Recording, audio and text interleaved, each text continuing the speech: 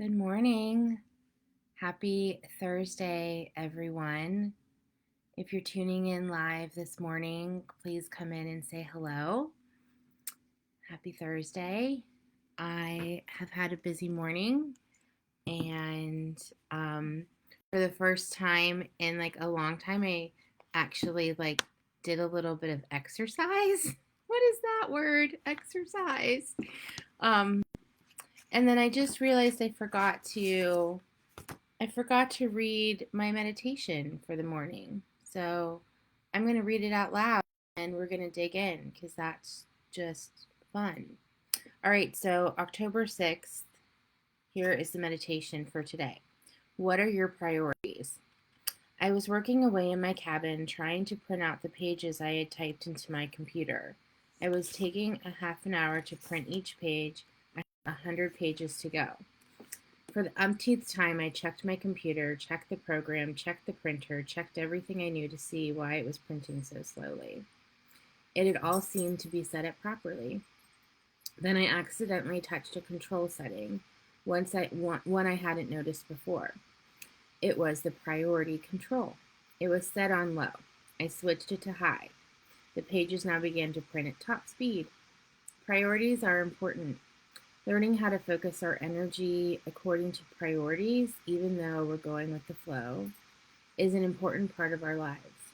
It's one of the powers we're learning. What are your priorities? Is living from your heart one of them? Are there tasks you'd like to accomplish? Skills you'd like to acquire? Is meditation, being centered, and living your life from a place of balance an area you've designated as critical? Is loving yourself a priority? How important is your spiritual growth? What priority have you assigned to other areas like pleasure and fun and feeling joy? Are your priorities set on high, medium, or low? Yeah, so good meditation this morning. So if you're hopping in and watching live, come say hi. And this is one you're going to definitely want to watch the replay for. Today I'm going to talk about the discovery call. What? The discovery call. So before I give you all the steps inside and the pathway inside a discovery call, I want to give you a little bit of background, hype you up a little bit. So I coached and developed bankers for 20 years, and then I built a startup and activated the startup within a 3-year period. So I have a ton of sales training, So I molded a bunch of the sales training together, and that's kind of what I used when developing the startup. All this stuff that I got in corporate banking. So I want to tell you a little story of around how I coached these bankers in the bank. And one of the stories that I like to use is thinking about when you walk into Starbucks. When you walk into Starbucks, what is your purpose of walking into Starbucks? When you walk into Starbucks, your purpose is you want to get a drink, a coffee, something yummy, something lovely. And so your purpose when you're walking into Starbucks. So when someone takes your order, you're ready for it. There's a clear purpose is what I'm trying to get across to you. And so when I developed and taught sales to bankers, I would give them that same story. But I'd say, think about this. When someone's walking into the bank, they're walking into the bank for a purpose, which is to get money, deposit money, something like that. They're not thinking about anything else than that. So it's our job to uncover if there is anything that they don't know that they need. They don't know. So they're walking into the bank and they don't know what they actually need. Their only purpose is to maybe get some money or do something like that. Whereas there's a really clear purpose when you're walking into Starbucks, you're going to get a drink, and that's it. So I want you to think about your clients and your people and the people that need you that they don't really know exactly what they need. They don't know. So no matter what industry you're the founder of, you're the leader of, your clients, your buyers don't really know what they need. So if you look at it from that angle, then that's what discovery means. Discovery just means that you are uncovering things that they don't know that they need. And you don't know that they need. That's what discovery is, just so cool. So I also want to blow your mind a little bit with understanding how the understanding what we currently think discovery call and consult is and a conversation. Okay? So you can do both at the same time. So if you schedule a coffee chat with someone and you schedule a get to know each other conversation with someone, that conversation can emulate a discovery call. I'm going to say that one more time. So if you're out there scheduling coffee chats with people, that coffee chat, that get to know you conversation can be, look how funny my ring's on this finger instead of this one because it's falling off. Yeah, anyway. So that conversation, that coffee chat conversation can turn into a discovery call. They can be one and the same. All right. Now, when I say that, I'm saying that as you are not tricking people, you are not manipulating people, and you're not faking it. Because the better you get at these steps I'm going to give you in a discovery call, the better you get at that, the more at ease the entire conversation is going to feel. So a coffee chat is actually a discovery call. If you look at that discovery call as they don't really know what they need, and I don't really know what they need. So I need to look at this conversation as discovery. Pinpoint this piece. Pinpoint this piece. So if you are on a coffee chat conversation and you walk through these steps, which are the discovery call process, you're only going to pitch, only going to share that you might be able to do something for them if you absolutely 100% uncover two things. One, total emotional pain point, and two, that you absolutely can solve their problem. If you don't uncover that, you are not going to pitch to them. You may share what you do, but you're not going to pitch to them.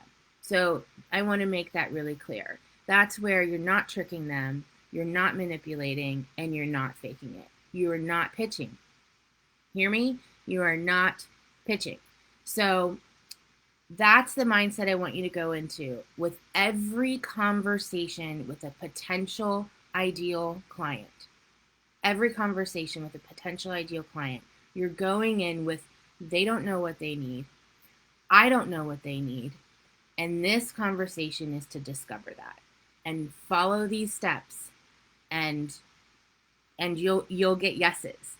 Now, not every time are you going to get yeses, but this is true sales mastery, guys.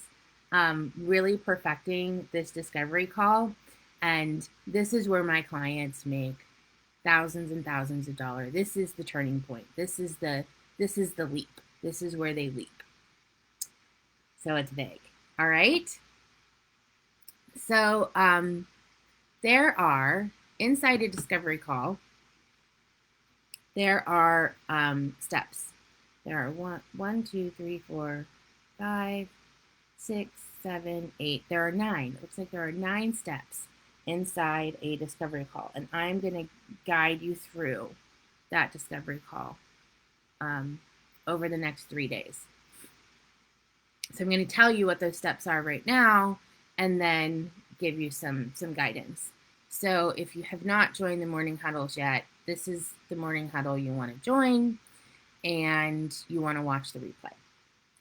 All right, so these 9 steps are, ready? They are research. They are building rapport. Duh, like that's the one that everybody does and everybody knows how to do. They are agenda. They are outcome. They are profiling questions, 3 levels. So profiling, 3 levels. They are your turn, summary, pitch, if possible, handle objections, and close. Was that 9 or 10? You'll have to let me know. So I'm going to go through those one more time for people that don't feel like going back and listening to replay. So we've got research, build rapport, agenda, outcome, profiling questions at 3 levels. So there's actually 3 steps there, 3 sub steps. Your turn, that's a step. Summary, pitch if possible, handling objections, and close. So that is what goes into a discovery call, any conversation you're having with an ideal client. The first 2 are very simple. It's something that you already do and you feel comfortable with. 90% of people that I work with feel comfortable with this step. It is researching ahead of time and in building rapport. So building rapport is the quick hellos and getting to know them on a surfacey level right out of the gate. So building rapport is how's the weather, where are you from, do you have kids, all of those surfacey questions just to warm them up and warm yourself up and to get comfortable. So, but the thing about building rapport is that's where a lot of people just stop with that comfort and then they go right into telling each other what they do, and then that's the entire conversation. And that is what I like to call ineffective chit chat. So ineffective chit chat will get you what is ineffective. So we want to change that tone from ineffective chit chat to a full discovery. So that building rapport is kept to a minimum. And then directly from that building rapport, you go straight into agenda and outcome. These are 2 of the most important pieces inside a conversation with a potential client, buyer, wholesaler, whatever's in front of you that you really want to work with and you think that they could be someone you'd want to work with. Okay, I have 2 minutes. Morning, Courtney. All right, so agenda and outcome might take more than 2 minutes to go over because I also want to say research ahead of time, no more than like 2 or 3 minutes, but don't get on a call with someone if you don't know what they do. I mean, that's just baloney. So look at their website, look at a couple things. If you can find something in common, that's where you go and have the rapport building, right? Okay, so agenda and outcome, so important because it sets up a mutual agreement between the 2 of you.